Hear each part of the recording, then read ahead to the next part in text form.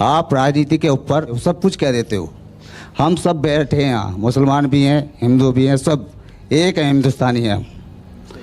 आपको ये बात से छुटकारा मिलना चाहिए और सबक ले लेना चाहिए कि आप पिछली सरकार पे छींटे मार रहे थे, उसके ऊपर बहुत कुछ आप सत्ता में आए।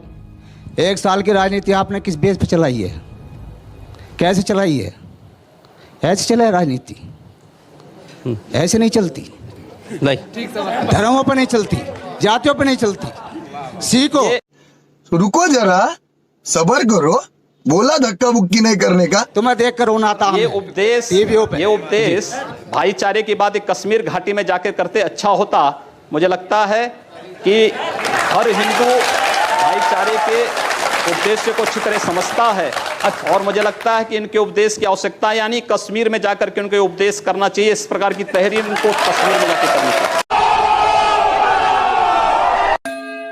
को देखते हैं, लेकिन वही दुनिया का सबसे ताकतवर मुल्क का नेता बराक ओबामा वो भारत आते हैं, प्रधानमंत्री मोदी के साथ उनकी दोस्ती के चर्चे होते हैं और वो जाते जाते क्या कहते हैं कि भारत में धार्मिक सहिष्णुता घटी है।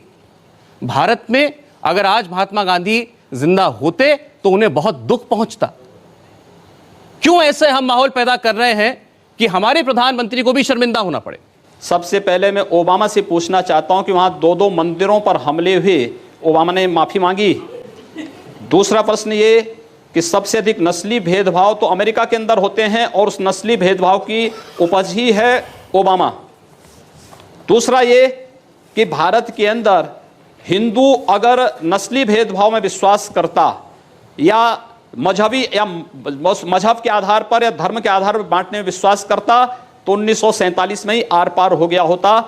हिंदू से बड़ा सहिष्णु कोई नहीं और हिंदुस्तान में अगर सेकुलरिज्म जिंदा है तो इसलिए क्योंकि हिंदू बाहुल्य भारत है, बहुसंख्यक यहाँ का हिंदू है, इसलिए है। हमें इसको भी स्वीकार करना चाहिए। आपने ये कहा था कोई जोधा अकबर के साथ नहीं जाएगी, तो आपने ये सवाल किस बेस पे किया था?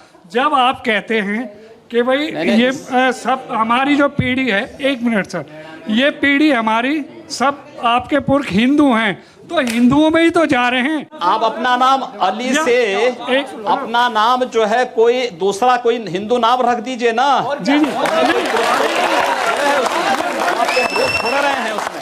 सवाल ये है कि जोधाबाई अकबर के यहाँ क्यों जाएगी? किसी सेल्यूकस की पुत्री भी तो चंद्रगुप्त के घर में आएगी। मजा आया।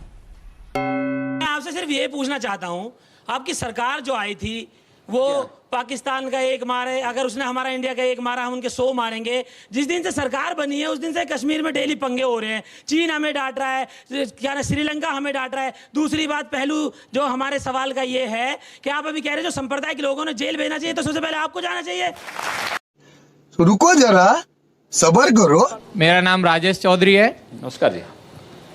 और ये सामाजिक सांप्रदायिकता फैलाने का कि योगी जी को जेल जाना चाहिए, मोदी जी को जेल जाना चाहिए, हमारे बीच से एक दर्शक ने कहा था, तो मैं कहना चाहता हूं जो सांप्रदायिकता को सबसे ज्यादा बढ़ावा देते हैं उनका नाम है ओवैसी। तो ओवैसी को भी तो जेल में डालना चाहिए, ओवैसी को भी तो जेल में डालना चाहिए। आपको जो है इन्होंने जो बात कही है, मुझे लगता है कि इस प्रकार के जिहादी उन्मादियों का नाम ही लेना अपने आप में पाप है, इसलिए इन पापों का नाम मत लीजिए, जाने दीजिए, उसको छोड़ दीजिए। मेरा नाम डॉक्टर अहमद खान है। आदित्य जी, आप वैसे तो बहुत भोले हो और बहुत चेहरा भी आपका ऐसा लगता है कि वाकई बहुत मासूम हो, लेकिन आप जब भी बात करते हो कुछ ऐसी बात करो जिसे पब्लिक के लिए अच्छी लगे और देश चलने की बात हो। आप करते हो कश्मीर की बात करते हो, आप करते हो पाकिस्तान से हम मुसलमानों की बात करते हो कि बाहर भेजो। नहीं, आपका अगर ये एजेंडे में है कि मुसलमान इस देश से चले जाएं तो बताओ कहाँ जाए, भेजो उन्हें, कहाँ भेजना है। अगर आपका यही है, भाई आप तो योगी हो, आप तो कम से कम उनको आशीर्वाद दो। सारे देश के लिए सब फूल हैं आपके बराबर, आप चलिए। मैंने ये तो नहीं कहा कि मुसलमानों को पाकिस्तान भेज दीजिए।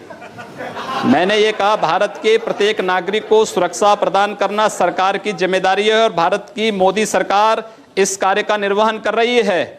लेकिन आपसे मैं पूछना चाहता हूं, कश्मीर में हिंदुओं के साथ जो कुछ हुआ, क्या कभी आप लोगों ने निंदा किया? नाम इस्लामुद्दीन है।